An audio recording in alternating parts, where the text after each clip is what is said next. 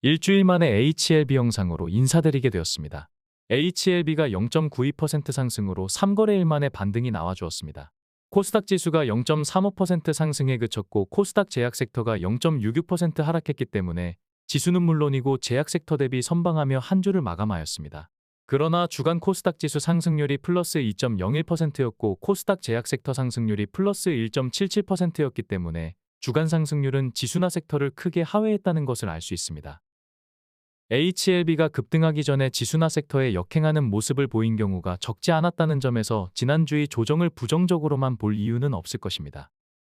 자주 강조드렸듯이 HLB는 1월 15일 장대음봉과 16일 반발 매수세를 제외한다면 횡보세를 이어가고 있었는데 지난 목요일과 금요일에는 다소 난해한 움직임을 보여주었습니다.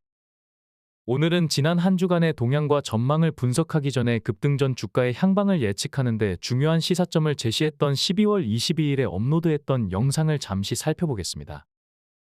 해당 영상에서는 11월 18일 25% 넘는 급등이 나오기 직전에 페이크성 하락 가능성을 언급했던 부분을 정리해드렸으며 12월 말 주가가 바닥을 찍고 29% 상승하기 전에 역시나 페이크성 하락이 나올 가능성을 전망해드리기도 하였습니다. 참고로 당시 영상에서는 주요 이평선을 이탈했지만 우려할 필요가 없다고 말씀드리며 어용 분석가들의 이평선 이론이 상당히 잘못되었다는 점을 지적하였습니다. 이처럼 이평선 이론은 페이크성 하락과 연관성이 있기 때문에 같이 살펴보는 게 좋겠지만 이평선 관련 부분은 최근 반복해서 안내드렸기 때문에 시간관계상 생략하였습니다. 여건이 되시는 분들은 11월 이후 업로드했던 영상과 그동안의 장전 코멘트를 같이 확인하시면 좋을 것입니다. 그럼 지금부터 12월 22일 영상의 요약본을 잠시 살펴보겠습니다.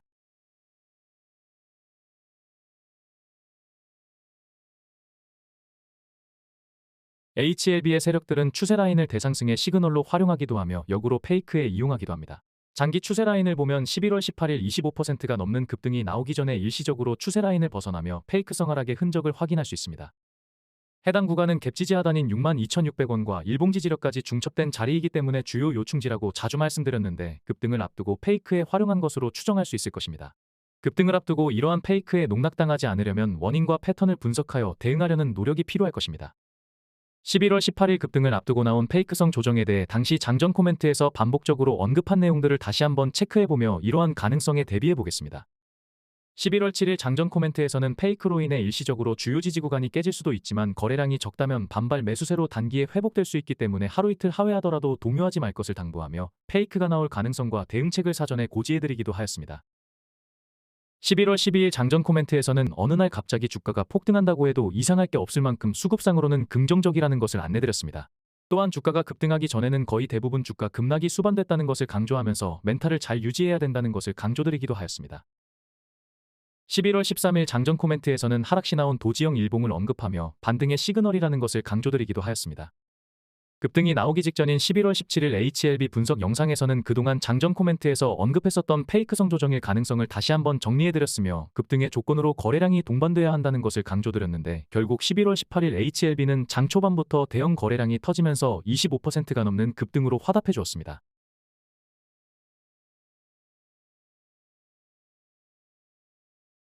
과거의 패턴으로 풀어보면 페이크성 조정을 마치고 어느 날 갑자기 거래량을 동반해서 급격한 반등이 나올 것으로 예상되며 해당 시기는 자주 언급한 대로 늦어도 연말 연초가 될 것으로 판단됩니다. 세력들은 언제나 효율성을 중시하는데 투입 비용 대비 효과적으로 악성 물량을 털어낼 수 있다고 판단된다면 인위적인 주가 조정을 반복하는 경우가 많습니다. 비상계엄과 탄핵 정국으로 시장이 어수선하기 때문에 세력들의 입장에서는 이러한 전략을 구사하기에 더없이 좋은 기회일 수도 있을 것입니다. 지금까지 12월 22일에 업로드했던 영상 요약본을 살펴보았는데 급등 전에 페이크성 하락이 나올 수 있다는 추량파의 전망이 틀리지 않았다는 것을 다시 한번 확인할 수 있었습니다. 세력들이 주가를 급등시키기 전에 페이크성 조정을 전략적으로 활용한다는 것은 오래전부터 자주 활용된 패턴이기 때문에 최근에 반복된 상황을 통해서 다시 한번 유념할 필요가 있을 것입니다. 조금 차이가 있다면 11월 18일 장대양봉 직전에는 장기 추세를 활용한 페이크였다면 12월 27일 전에 나온 페이크는 횡보구의 하단을 활용했다는 것입니다.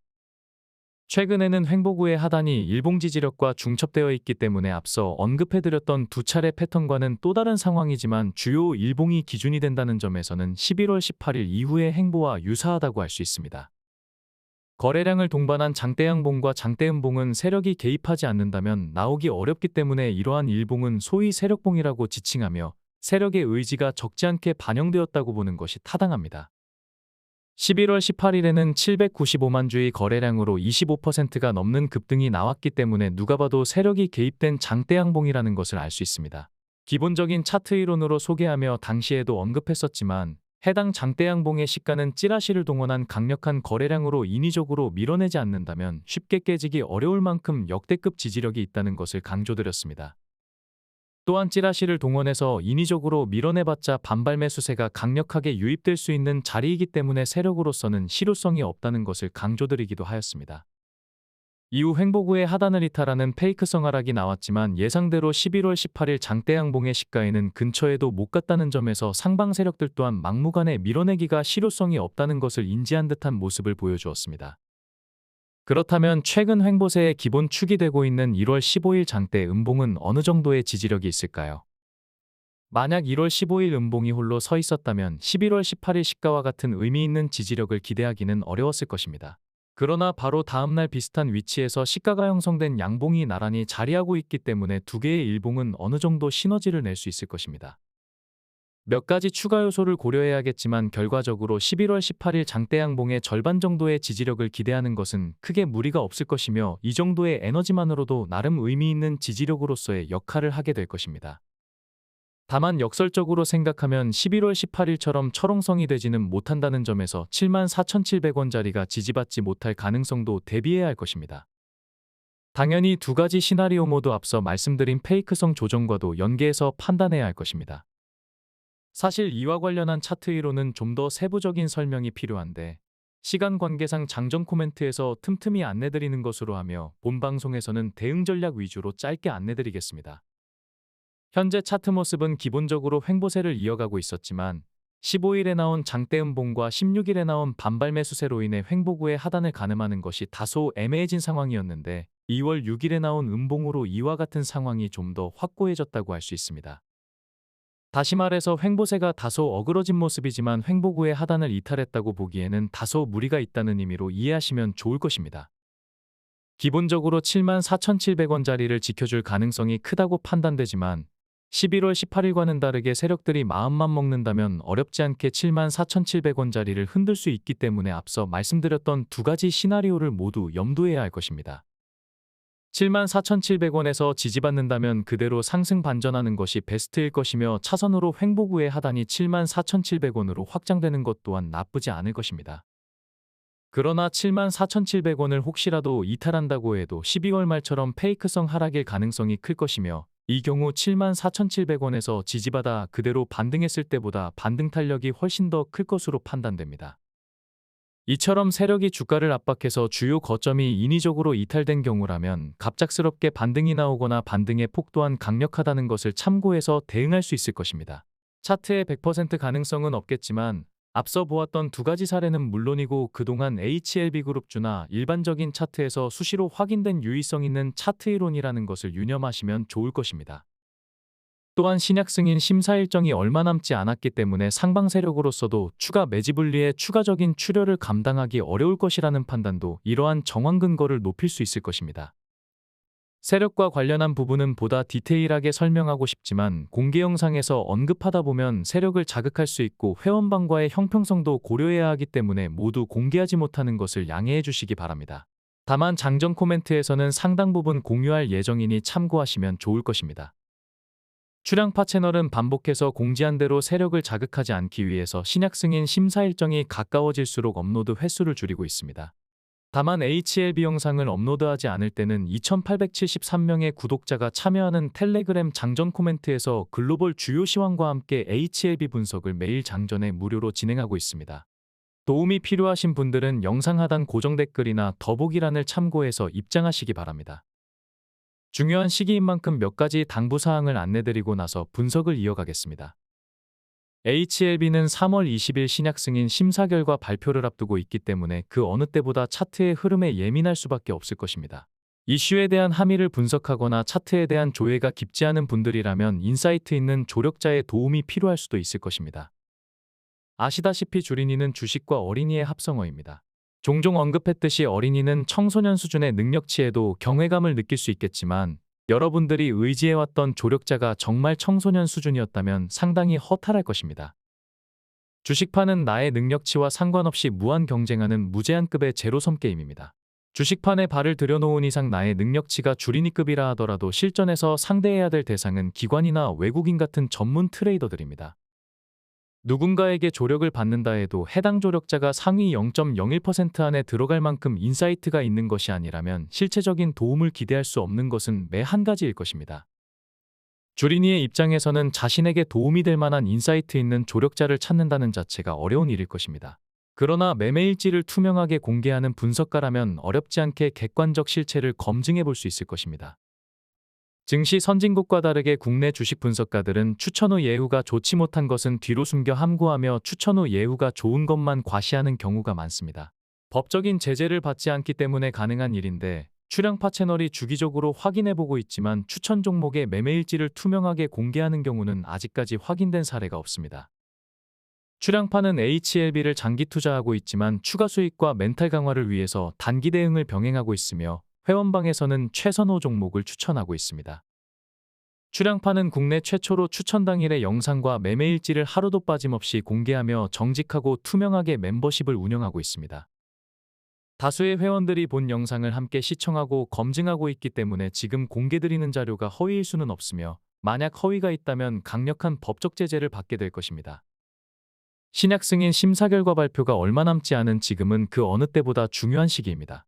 출량파 멤버십에 가입하지 않더라도 출량파의 시황 분석이나 차트 분석에 대한 인사이트를 확인하는 데에는 지금 보시는 매매일지가 객관적인 검증 자료가 될 것입니다. 출량파의 HLB 단기 대응 매매일지나 멤버십 추천 종목 매매일지를 통해서 출량파의 시황과 차트 분석에 대한 스킬과 인사이트를 객관적으로 확인하셨다면 분석 영상이나 장전 코멘트에서 안내드리는 HLB 정보 또한 보다 신뢰할 수 있을 것입니다. 신약 승인 여부 심사 일정이 가까워지면서 HLB는 포털 사이트 증권 검색 순위 4위를 기록하며 여전히 집중적인 관심을 모으고 있습니다. 검색률 최상단은 레인보우 로보틱스가 차지했으며 3위는 하나오션이 차지했는데 모두 회원방에서 적지 않은 비중으로 추천한 종목이며 장전 코멘트에서도 수시로 공유해드렸던 종목이었는데 최근 급등이 나와주며 역시나 가장 핫한 종목으로 자리매김한 모습입니다. HLB 수급을 살펴보면 지난 금요일에는 개인의 관망 속에 기관의 매물을 외국인이 받아준 모습입니다. 최근 외국인들이 집중적으로 견제하고 있지만 신약 승인 여부 심사 일정이 가까워지다 보니 이러한 견제에도 개인들의 매수세가 증가하고 있는 상황입니다. 기본적으로 외국인의 압박은 조기 이탈을 자극할 수 있지만 디데이가 가까워질수록 세력의 견제가 무뎌질 수 있기 때문에 개인의 집중력이 전화위복을 이끌어낼 수도 있을 것입니다. 기간별 매매 동향을 살펴보면 최근 개인들이 매수 우위로 전환되었다는 것을 확인할 수 있으며 외국인은 적지 않게 모아놓은 장기 물량을 제외한다면 단기적으로는 주가 압박을 지속하며 물량을 내어놓는 모습입니다. 외국인 보유 비중은 조금씩 줄어들고 있지만 주가가 역사적 최고점을 찍고 내려오는 과정에서도 오히려 매집 물량이 늘어났다는 점에서 외국인의 단기 수급에 일일비할 필요는 없을 것입니다. 기관 수급을 주도해왔던 금융투자는 단기 투자 성향을 또다시 드러내며 매수와 매도를 반복하다가 최근 들어 또다시 매도세로 전환하는 모습을 보이고 있습니다. 연기금은 최근 3거래일간 소소하게 순매도하고 있지만 최근 57거래일 동안에는 47거래일을 순매수하며 매수 우위를 유지하는 모습입니다. 지난 금요일 우리 증시는 코스피가 약세를 보였지만 코스닥은 여전히 강세를 이어가는 모습입니다. 우리 시장이 끝나고 열린 미증시는 트럼프의 상호관세 언급으로 국채금리가 상승하며 약세를 보였습니다. 예상대로 보편적 관세보다는 한 발 물러선 모습이지만 상호관세는 일단 적용했다가 협상을 통해 철회할 수 있기 때문에 단기적으로는 지수의 부담으로 작용할 수 있을 것입니다. 딥시크 여파에도 빅테크가 AI 투자를 확대할 것이라는 소식으로 엔비디아는 지수의 약세에도 선방했으며 이외 종목들은 메타를 제외하고는 적지 않게 하락한 모습입니다. 주간으로 글로벌 증시의 동향을 살펴보면 코스닥이 역시나 상대적으로 강세를 보였다는 것을 알 수 있습니다. 지난해 연말부터 2025년 우리 증시의 반등을 예상해드렸으며 그 중심에는 코스닥이 있을 것이라고 수시로 강조드렸는데 현재까지 코스닥 지수의 동향은 출량파의 전망대로 흘러가는 모습입니다. 코스피에서 외국인은 현물과 선물 모두 순매도하였지만 코스닥은 관망세를 보여주며 차별성을 준 모습입니다. 외국인은 2025년은 물론이고 1년 이내 모든 구간에서 매도세를 보이고 있습니다. 다만 자주 강조드렸듯이 삼성전자를 제외하면 오히려 국내 증시에서 매수 우위를 보이고 있다는 점을 간과해서는 안 될 것입니다. 지난 금요일 코스피에서는 이재용 회장이 삼성바이오로직스 분식회계 사건 2심에서 무죄 선고를 받자 삼성바이오로직스가 6.5% 급등하며 시총 3위에 올라서기도 하였습니다. 코스닥은 그동안 수시로 강조드려왔던 레인보우 로보틱스가 지수 상승을 견인한 모습입니다. 코스피는 앞서 말씀드렸던 삼성바이오로직스가 선방하면서 전체 의약품 섹터 강세를 이끌었으며 코스닥은 기계장비와 비금속 섹터가 강세를 보인 가운데 제약바이오 섹터는 0.66% 조정을 보였습니다. HLB는 시가총액 10조 100억으로 양대 시장 시총 49위에 랭크되며 지난주보다 한 단계 하락한 모습입니다. 에코프로비엠이 지속적으로 하락하면서 간극을 좁히고 있기 때문에 조만간 2위를 탈환하고 코스닥 시총 1위에 도전할 것으로 전망됩니다.